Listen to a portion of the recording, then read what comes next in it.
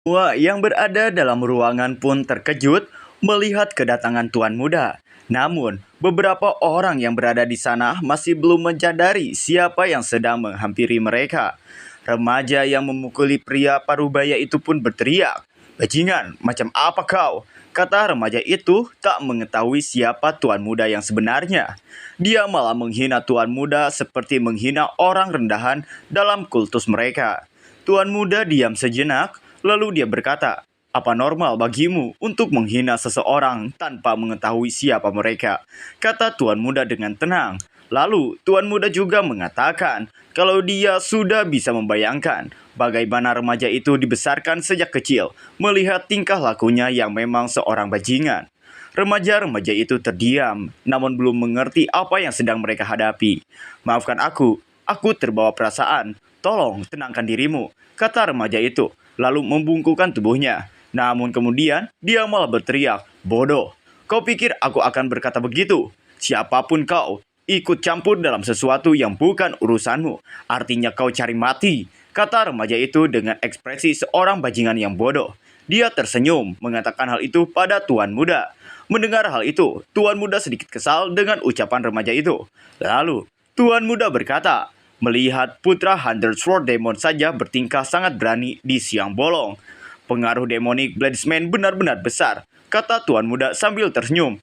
"Apa saja?" kata remaja itu yang terkejut mendengar Tuan Muda yang menghina ayahnya.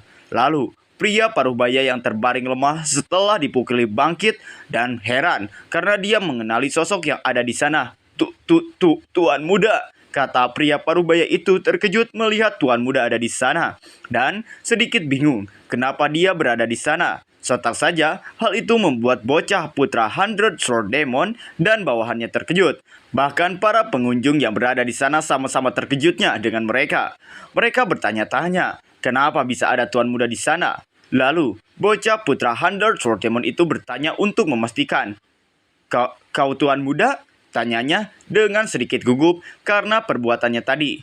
"Tenang, aku di sini hari ini sebagai Master Pavilion Nirvana," kata Tuan Muda menjawab hal itu dengan santainya. Lian yang berada di sebelahnya lalu berkata, bukankah itu hanya akan membuatnya lebih gugup? Dan Tuan Muda tak memperdulikannya dan hanya menatapnya dengan datar. Bocah itu lalu membungkuk dan meminta maaf dan berkata kalau dia gagal mengenali sosok terhormat dari kultus mereka. Dia menjadi panik setelah memastikan kalau yang berada di hadapannya adalah putra dari pemimpin kultus mereka. "Saya masih muda dan bodoh, jadi tolong maafkan saya," kata remaja itu memohon ampun pada Tuan Muda karena telah terpojok, perbuatan dan pengakuannya telah diketahui oleh Tuan Muda. Belum lagi perihal dia yang telah menghina Tuan Muda di hadapan semua orang sebelumnya. Tuan Muda mengatakan kalau bocah itu tak bertingkah seperti anak muda sama sekali. Namun hal itu membuat bocah itu menjadi takut dan panik dan mengatakan kalau dia sungguh bodoh dan tak tahu apa-apa. Dia cukup pintar untuk anak muda. Dia terlihat tahu kapan harus menundukkan kepalanya, gumam Tuan Muda dalam hatinya sambil memperhatikan kelakuan bocah di hadapannya. Bocah itu berniat untuk menghindari masalah dan pergi dari sana karena suasananya mulai tegang. Dia berpamitan pada Tuan Muda. Namun, sebelum dia melangkahkan kakinya untuk keluar, Tuan Muda menahannya. Tuan Muda mengatakan kalau dia mempunyai alasan untuk mendatanginya ke sana. Bocah itu ternyata terkejut karena mendengar kalau Tuan Muda berada di sana untuk datang menemuinya. Tuan Muda lalu berkata, "Aku ke sini untuk menyelidiki kasus penyerangan yang melibatkanmu," kata Tuan Muda dengan dingin. Mendengar hal itu, bocah tersebut terkejut karena menurutnya Pavilion Nirvana telah menutup kasusnya dan Pavilion Nirvana menyatakan dirinya tak bersalah dalam hal ini. "Itu benar.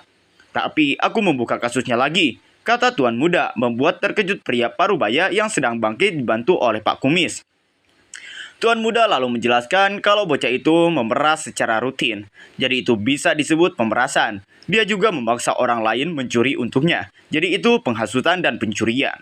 Bocah itu melukai korban dalam perkelahian, dan itu bisa disebut percobaan pembunuhan.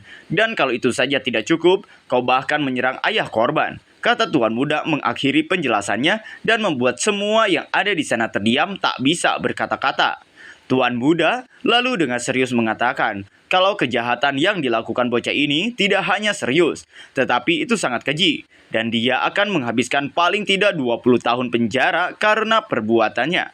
Bocah itu terkejut mendengar kata 20 tahun, lalu dia berkata, itu hanya spar yang tak terkendali. Bagaimana bisa? Dia mengelak mencoba membenarkan dirinya sendiri di hadapan Tuan muda. Dan dia merasa kalau 20 tahun itu cukup lama dan tak pantas untuknya. Kau lupa, ku bilang tadi, aku Master Pavilion Nirvana. Mendengar sendiri pengakuanmu, kata Tuan muda dengan santai. Lalu bocah itu mengingat-ingat saat Tuan muda datang ke sana menemui mereka. Dan tentu saja dia mendengar kalau Tuan muda mengetahui semuanya berkat pengakuannya sebelumnya. Bocah itu mencoba untuk keluar dari situasi ini. Dia mengatakan kalau ayahnya takkan diam saja jika Tuan muda menjebak dirinya. Dia mengira kalau Tuan muda akan sedikit takut mengingat ayahnya adalah Hunter Sword Demon. Namun Tuan muda dengan tenang mengatakan kepada bocah itu untuk jangan khawatir tentang hal itu. Ayahmu akan terlalu sibuk memperhatikanmu, kata Tuan muda. Mengakhiri penjelasannya sambil sedikit tersenyum. Dia juga menghadapi penahanan atas tuduhan mengganggu penyelidikan Pavilion Nirvana, kata Tuan muda dengan ekspresi yang meyakinkan, karena semuanya telah berada dalam kendalinya. Namun, bocah itu lalu merasa panik dan berkata, kau pikir ayahku akan diam saja membiarkan ini terjadi? Bocah itu berkata dengan emosi. Dia bahkan mengocehkan hal yang tak jelas dan berkata kalau setelah dirinya keluar dari penjara, dia akan balas dendam pada Tuan muda. Bahkan dia akan membunuh Tuan muda dari dalam penjara. Dia meneriakkan semua itu kepada Tuan muda. Bajingan itu tak mengetahui tempatnya sendiri dan dia bahkan menghina Tuan muda. Tuan muda hanya melangkah dengan tenang lalu meninju perutnya ke atas dan membuatnya terangkat dan terpental, membuat bocah itu menangis kesakitan. Bocah itu sampai terbatuk-batuk dan tersungkur di lantai. Apa kau tahu bahwa mengancam Master Pavilion Nirvana menambah 10 tahun? Totalnya jadi 30 tahun sekarang, kata Tuan muda sambil menatap bocah itu. Bocah itu menangis, lalu memohon ampun dan meminta maaf pada Tuan muda. Baiklah, lupakan ayahmu. Mari, ada satu alasan kenapa aku harus memaafkanmu, kata Tuan muda, bertanya pada bocah itu. Namun bocah itu terdiam tak bisa menjawab pertanyaan yang diberikan oleh Tuan muda padanya. Apa kau pernah menyelamatkan nyawa seseorang? Menolong seseorang? Tidak. Kalau begitu, beritahu aku satu hal baik yang pernah kau lakukan. Satu saja yang mendekati kebaikan, kata Tuan muda mencoba melihat apakah bajingan itu mengatakan sesuatu. Semua yang ada di sana terdiam dan ketakutan melihat Tuan muda berbicara panjang lebar seperti itu. Namun itu tak mengherankan untuk Lian dan Seo Daeyong yang berada di belakang Tuan muda. Tuan muda lalu melanjutkan, kalau kau bisa mengarang sesuatu, akan kudengar, kata Tuan muda menyuruh bocah bajingan itu untuk mengarang suatu kebaikan apapun yang berhubungan dengannya. Namun, bocah itu tak mengatakan apa-apa. Bocah itu menangis dan terdiam membisu. Kau bahkan tak bisa mengarang sesuatu kan? Sulit bagimu menciptakan cerita tentang sesuatu yang tak pernah kau lakukan. Kenapa aku harus memaafkan orang sepertimu? Kata Tuan muda dengan ekspresi tegas dan dingin menyaksikan bocah di hadapannya ini menangis. Bocah itu lalu dengan gugup berkata, kalau mulai sekarang dirinya akan hidup dengan kebaikan. Namun sebelum menyelesaikan ucapannya, bocah itu ditampar terlebih dahulu oleh Tuan muda hingga mengeluarkan darah dari mulutnya. Bahkan bocah itu pingsan setelah mendapatkan tamparan dari Tuan muda. Semua orang tentu terkejut dengan perbuatan Tuan muda. Namun mereka hanya bisa menonton dan melihat bagaimana Tuan muda akan menyelesaikan masalah ini.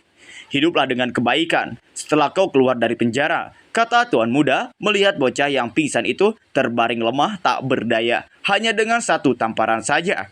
Lalu Tuan muda menatap kedua bawahan bocah itu dan kedua bocah itu terkejut merasa ketakutan melihat tatapan yang diarahkan pada mereka. Mereka segera mengatakan kalau mereka hanya menuruti perintah dan memohon ampun pada Tuan muda.